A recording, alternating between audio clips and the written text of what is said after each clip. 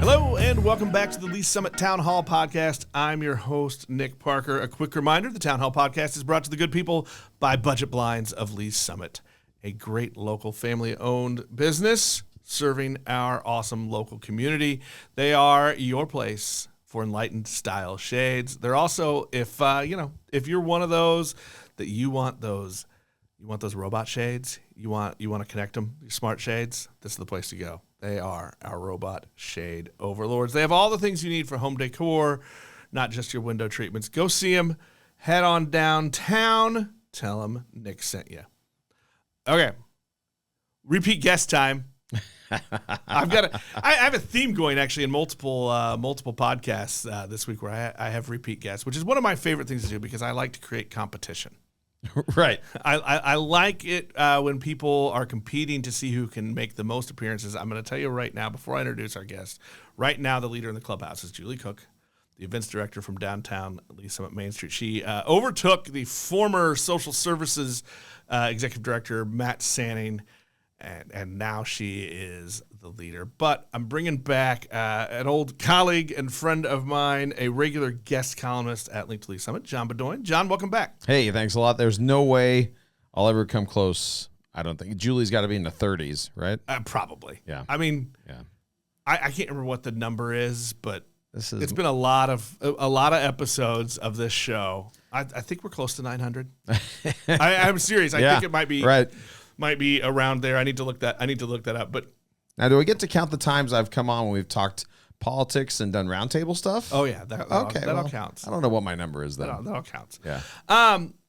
You're actually here for a different reason this time. Yes. I am starting I want to make this a monthly series. Actually, we started it last month, and the plan at that point wasn't to make it a series, but I liked what happened. Right. We had Courtney Stoddard from Budget Blinds on, and we were talking just about community service. And as Link to Lee's Summit has shifted its focus a little bit, where we're trying to focus a lot on our local nonprofits, shine the spotlight on them, help connect them with local businesses and with residents so that they can accomplish their missions for the great work that they do in the community. I kind of want to, once a month, I'm going to try to find someone in the business community and talk about service, but also how it relates to their business. Because I think after talking to Courtney, and John, you and I have talked about this on the side, like being involved in things not only is easy, but it's good for your business as well. Absolutely. Yeah. Being involved is easy. This is something that we've talked about on the show before, which is whether you've lived here, a week or a year or 10 years, or like a lot of people in Lee's Summit, over maybe a generation or two, finding those areas that you can fill in and fit in and give your time. It sometimes seems daunting at first, but I realized, and of course, when I moved here in 2009, I obviously had the gift of being here to run the Journal at the time. So it may have been a little easier for me at that time, but one of the things I noticed with myself and even new employees that I had at the Journal was it was easy to find those things to do, whether it was downtown or with meal delivery services or in social services or in other areas of Lee's Summit, to give your time and to be involved with nonprofits. Probably the easiest in any town I've ever lived in. Yeah, and let's talk a little bit about it. So now you are a business owner. Mm-hmm. Now you've got a communications, public relations firm, KC Communications and Media Matters. I should get points for that, by the way. Right, nice job for getting all that right. We both went off on our own around the same time. And I remember when you first told me what you were going to call it, I'm like, good Lord, John. Right. Can you come up with a longer, more complicated business name? Well, Dave Eames was going to charge me by the letter for my logo, and so I tried to make it as long as possible. It's like some of those baseball players where the name has to arch all halfway down each side of the bat. But how does being involved in the community, and I mean that in service, you're on several boards, you interact with a lot of different nonprofits throughout the community. How does that connect? How is that part of your business? Right. Well, it's something I learned even before I started my business. Even as a young sports writer at the Examiner and Independence way back, giving time to things around independence at that time, I started to learn after a while. Of course, when I got into sports writing, 20, 21, 22 during and after college, it didn't dawn on me that was going to be important. But I started to see the give back of some of my colleagues, and some of them, whether they were volunteering at a nonprofit in Independence, whether they were giving back through even the Chamber of Commerce or through the Rotary Club, the connections they were making. And some of that was, for them at the time, very much about connections. That wasn't on my radar immediately because I was the guy that just went to the basketball game or the football game at night and wrote the story and worked a 4 p.m. to midnight or 1 a.m. shift every day and went home and did it again the next day for 6 days a week. But as I started to transition into advertising and other areas, I started to see, the value of, it wasn't just about, who can I meet that I can sell an ad to, but it was more about, there are organizations, and some of them were my clients. So I was selling ads to some of them. Some of them were organizations that I would run across just doing day-to-day work for the newspaper. And I thought, these organizations that I know precious little about, and growing up in a household where my father volunteered nonstop and would take me to the Seton Center in Kansas City to volunteer, to soup kitchens. I grew up one of four. I feel like I was the only sibling that for some reason that had to do that. I think Dad saw something in me that said, "Hey, I need to teach this kid a little more about humility and giving back," and maybe that was it. Thanks, Dad. Yeah, and thank you, Dad. And then when we went on to, we went to do mission trips in Mexico when I was in junior high. I was the one that went on those for 2 or 3 years, and so I started to see those things really early on in my own family that showed me that giving, there truly was a call. I don't know if it was a calling for my dad necessarily, but it truly was something that he got out of giving back, and that I think I got out of it, but I didn't realize at the time. The times I would go to the places with my dad to help volunteer or give back, especially when we lived in the suburbs and we were going to Kansas City.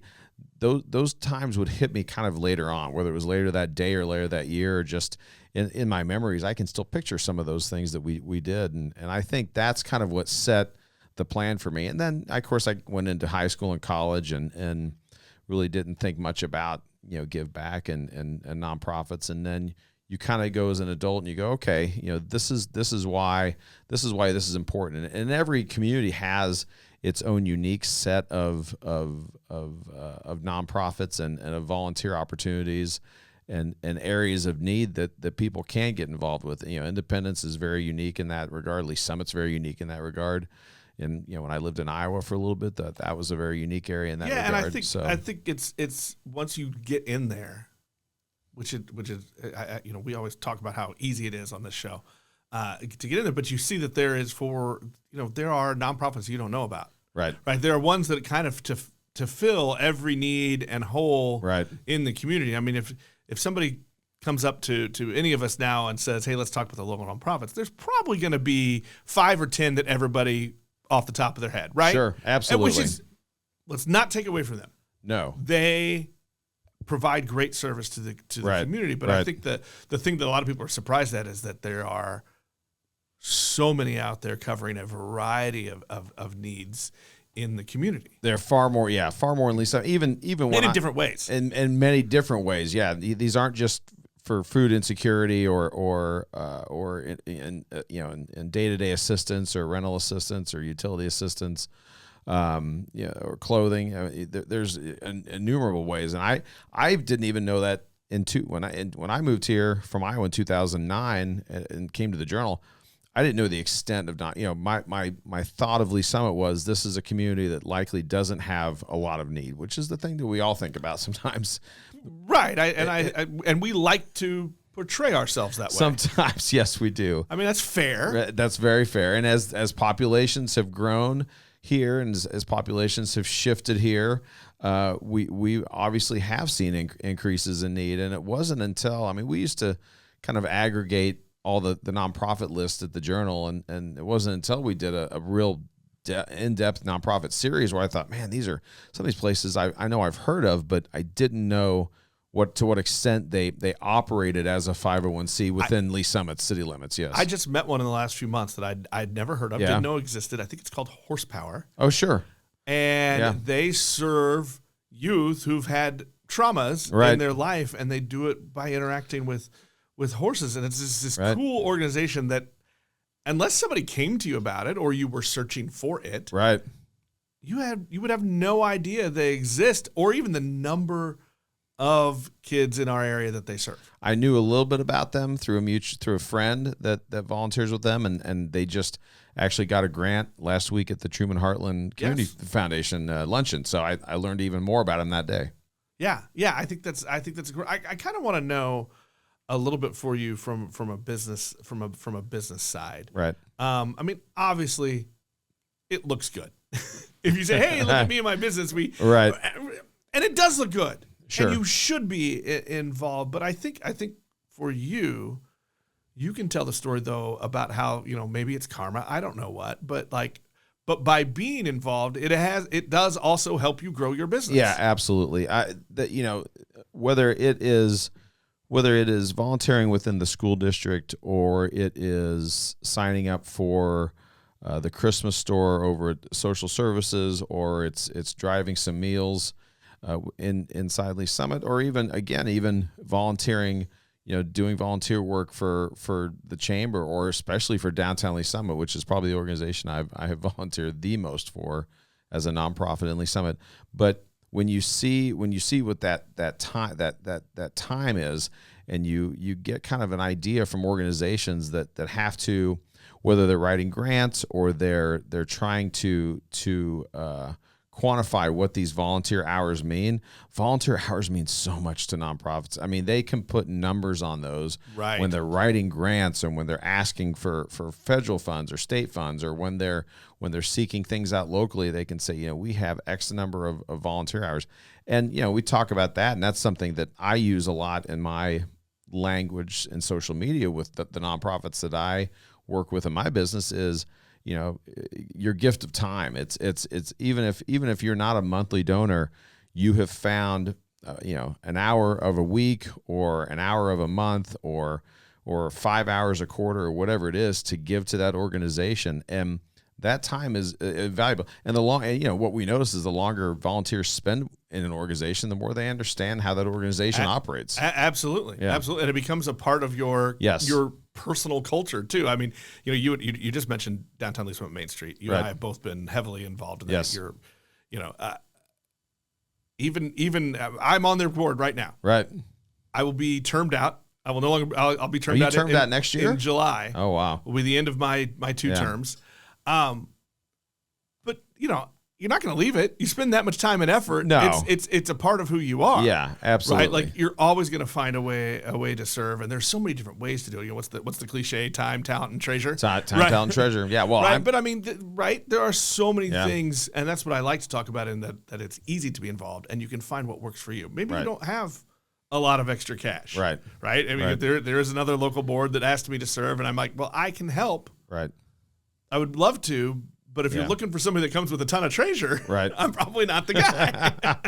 Well, I'm almost 10 years, 9.5, 10 years removed from being president of the downtown board. But there's still committee work to be done. There's still downtown days. There's still we've got the tree lighting coming up. I mean, there's a number of ways to still give your time downtown. Now, will nonprofits take that monthly donation? Absolutely. And as a business, there's a whether it's quantifiable or unquantifiable, there's something to be said for businesses to be a part of whether it's a monthly give or a capital campaign, and sometimes you do that if you don't have the time, and sometimes you do that when you still have the time to give, but you want to be a part of building something up. And we talk about a lot about how valuable the time is. Obviously, nonprofits they like that monthly give, or they like just the whatever grants and other financial opportunities that they have in front of them. But being able to do that, if you're able to do that as a business, I think there are huge advantages to that. And obviously, businesses have to watch all of their expenses as we all do, and especially right now. We're all watching what we're spending. We're all watching what who we're giving our money back to, but when I think it's easier to do that. It's easier to write that check sometimes when you can see what is happening directly with that money. When you see, citizens, having their rent, getting assistance with their rent or with their utilities, or getting weekly groceries, or getting meals delivered, or being getting a safe space, being able to be in a safe space, being able to get tutoring, to have tutoring, being able to have back to school clothes, being able to have all the things that we think about with these nonprofits. So that makes it easier sometimes, I think, for businesses to say, okay, when that nonprofit comes, and businesses get hit a lot, and the thing that's hard to talk about sometimes is, especially we know downtown. I mean, there's a knock on the door a lot, and from nonprofits, and sometimes it's the local baseball team. Right. So, we talk about all the big nonprofits that we know about, but sometimes it's just, it's can you support the baseball league? Can you support this? Can you support that? Hey, the team's going to Orlando, or we got to do this, or I think it's vital for organizations, and of course this leads to a larger discussion, which is planning your giving out as a business owner, and not dying by 1,000 cuts, but knowing what you want, what's important to you, and what do you want to give to each year. And I think on that note, I think it's good. And one of the reasons why I'm trying to do a better job of highlighting as many nonprofits as I can is because I think, like you said, it's easier to give. It's easier to whether it's time, talent, treasure, whatever. Right. It's easier to give when you can see the impact and when it relates to you, right? Right. So there are so many out there, to find the one that speaks to you, whether it speaks to you on a personal basis, whether it speaks to the mission of your business, right? Like, Habitat for Humanity. Well, I don't know why you're trying to break my microphone, John. I'm not. I don't know what happened here. So like Habitat for Humanity, if you run a roofing company, that'd be a great place that you could partner up. Right. Absolutely. Right. Because there's somebody that's gonna need that. Right. And it doesn't always have to be that direct of a link, but finding that thing that fits you personally, that fits you professionally, is a great first step. Yes, it's obviously much easier to give if you understand the mission of that nonprofit, what they do, or you've seen them in action. I mean, that again, whether it is, I hate to keep bringing up downtown places like that, but when you know what these nonprofits do, when you see in action what they do, or someone that has been helped by that nonprofit, that makes that exponentially easier to kind of you can see yourself giving to that because you know where that's going. Right. Yeah. And I know I'm gonna bring up one of the other groups that you are currently involved with. You are currently the board chair for Prodeo Youth Center.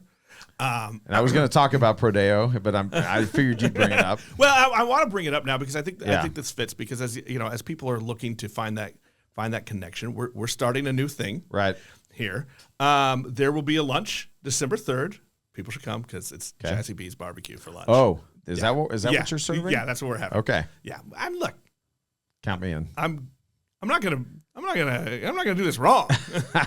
If I'm involved. Is it going to be wings? What's he? I don't know what he's doing. I don't know what he's doing. Whatever it is, it'll be good. Brandon has never let me down. No, yeah. Brandon Simpson, owner at Jazzy B's. Yeah. Great guy. Great food.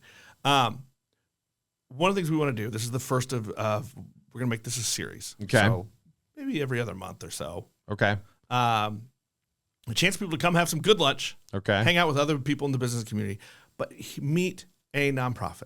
Okay. So this month we'll be featuring Prodeo Youth Center. Elaine Metcalf, the executive director, is going to come talk. I've heard that. She gets 30 minutes. Nice. And she's going to just tell the story. Right. Just talk. This is not an event where you need to come with your pocketbooks open. I mean, look, Elaine will take your checks. Yes, she will. If you feel like you need to write a check, Elaine will take it. As her board chair, I will say definitely she'll take your check. But that's not the point of this meeting. Right. The point of this lunch is just let's take some time. Okay.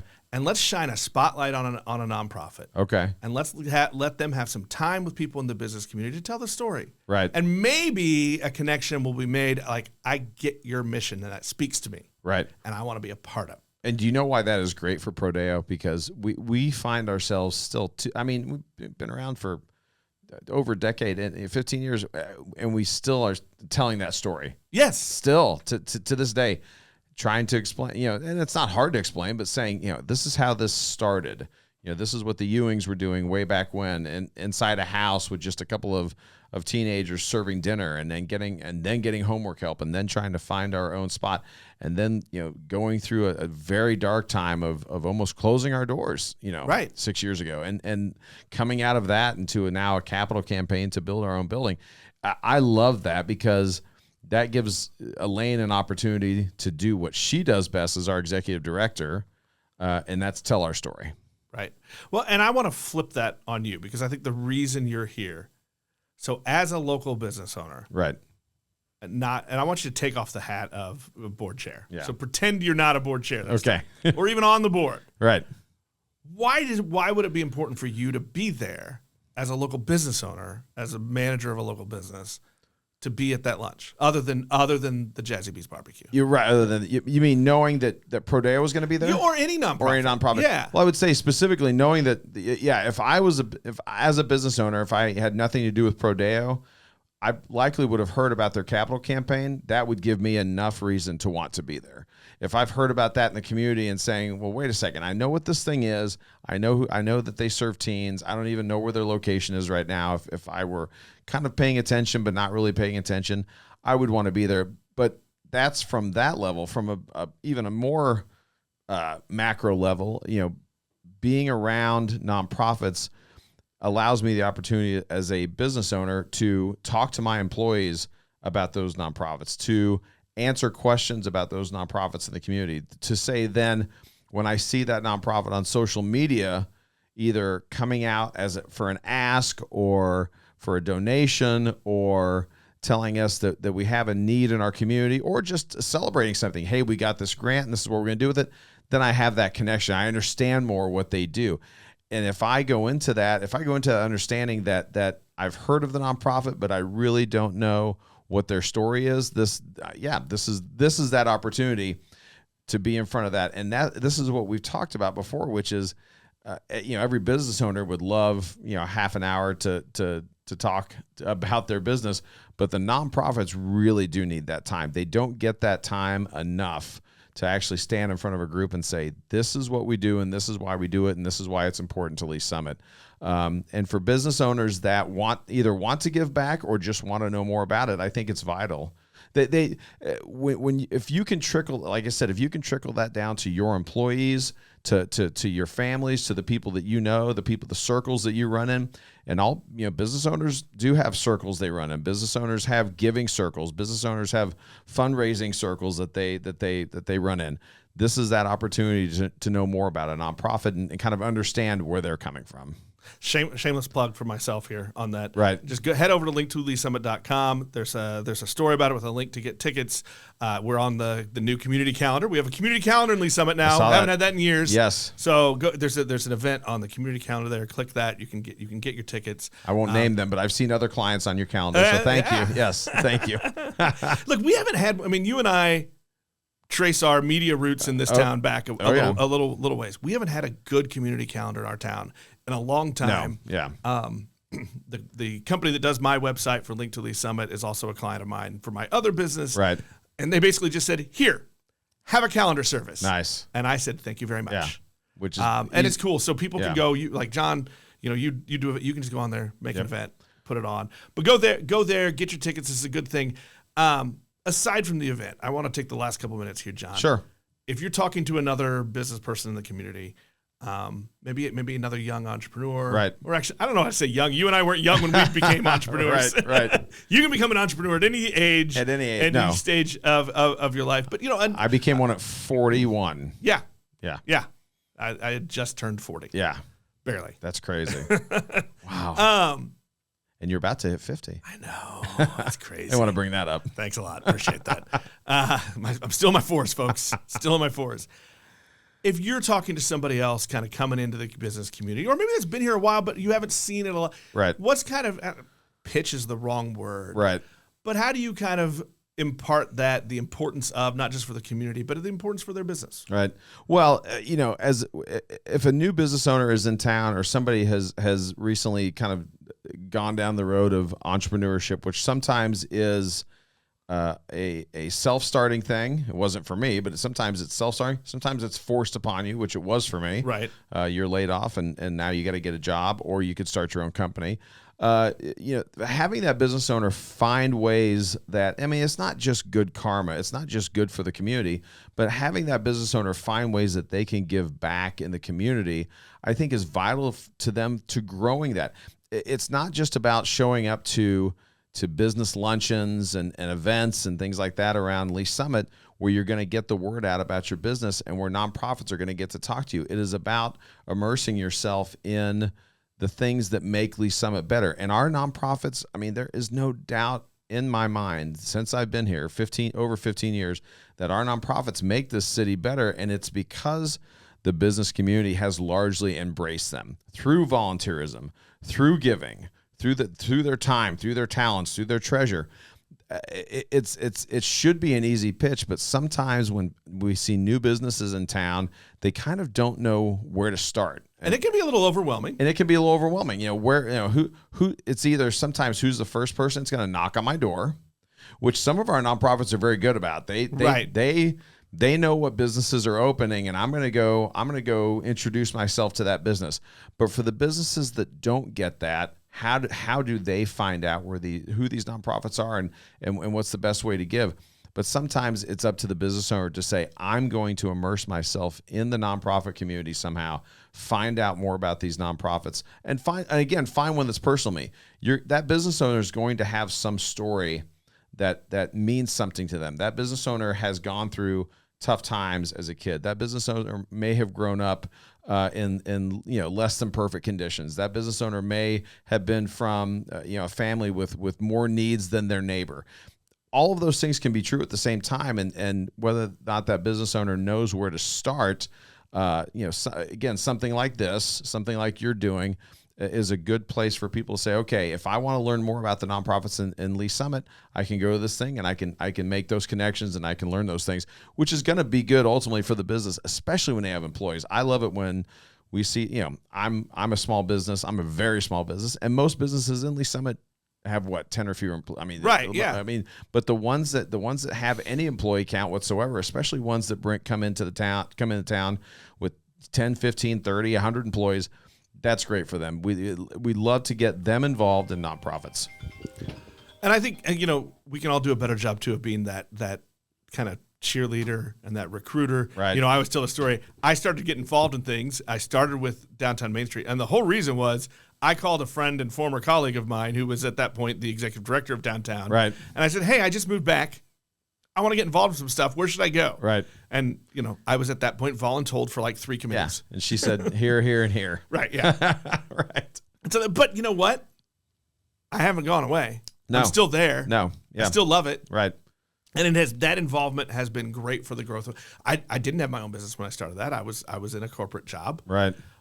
But by staying involved and by being in those things, my business has grown because of connections I've made through there. Yeah. And because sometimes you just meet people and you're like, oh, we have a common goal of service. Yes. Yep. We both like to support these things. Right. Hey, maybe let's go do something together too. And getting to know these nonprofits, any business owner worth their salt, and anyone that works in a business, even in Lee's Summit, it's about making. We always talk about making those connections and who's a connector. Someone's going to go up to that person and say, "I've got clothes to donate. Where can I go?" Or somebody's going to say, "Man, I've got a neighbor whose teenager really is struggling and looking for some after school activities." Or I've got an elderly neighbor that's going to need weekly groceries. I know this because, maybe they just lost their husband or their wife. Coming to that person and that conversation with the knowledge of at least, hey, I've heard about this place. I know about that place. Or I used to volunteer for this place, or my wife used to volunteer for that place, or I heard my church discuss this place, or I heard of this place at the restaurant. I heard this place at the at breakfast on Saturday morning. It's all about making those connections and kind of helping each other out, which obviously nonprofits are very good about doing in their own circles here. But when we extrapolate that knowledge out to the business community, it only goes to help the nonprofits. And the last thing I want to hit on here, and this is because you can't talk about nonprofit work without throwing a little guilt. Right. Yes, of course. But the last thing I want to talk about is like our community has exploded in the last 25 years. Right. Exploded. Right. We are getting to an age though where these nonprofits, they need to find that next group of volunteers. Yes. That next group of Yeah. board members. Yep. Of leaders, of connectors. Yep. Yes, even donors. Right. Yes. We need to find that next group because we are that group is aging or moving on. Right. Yes. And so we need to find that. So the more we can highlight and we can connect and we can get involved, the more we can help these organizations hit their next evolution. Right. Absolutely. When we have had this discussion, this is not going to be a new discussion for you and I about where are our next leaders, whether they are on boards or elected or at the school level, at the city level, at even the local level, volunteers. Where are our next group of people, and how do we and some of that is possibly young professional groups, some of that is new residents to town, some of that is targeting new residents, whether they're moving into multifamily or building a house or moving into a house here. Neighborhoods sometimes are good at doing that, finding volunteerism within a specific neighborhood, volunteerism within a specific church, volunteerism within a specific social group. But having that next generation, is vital. Any nonprofit that I've been associated with in the last 10 years has had that, and still having that conversation about how do we find these folks and how do we compel them to if they want to give us an hour, how do we get another hour from them? If they want to give us 2 hours, how do we get 4? How do we keep them involved in how do we get them to bring a friend? And how do we get them to bring a friend? Which I encourage. I'm going to go back to the December 3rd lunch. Yep. Hey, get a ticket for a friend too. There we go. You know what? Little discount if you buy 2 tickets. Ah. Oh, yeah. Okay. There we go. Well, now I'm buying 2. There we go. Bring a friend. Bring a friend. Hey, John, I appreciate your time. Appreciate the work you do in the community. Well, no, I love it. And when you come up with another reason for me to have you back on, we'll talk. I have a reason every week to come on and talk. It's just most weeks you go, no, I'm not talking about that. Yeah, that's true. Appreciate you, my friend. Thanks, Nick. That will wrap us up for this week. We'll talk to everybody next time.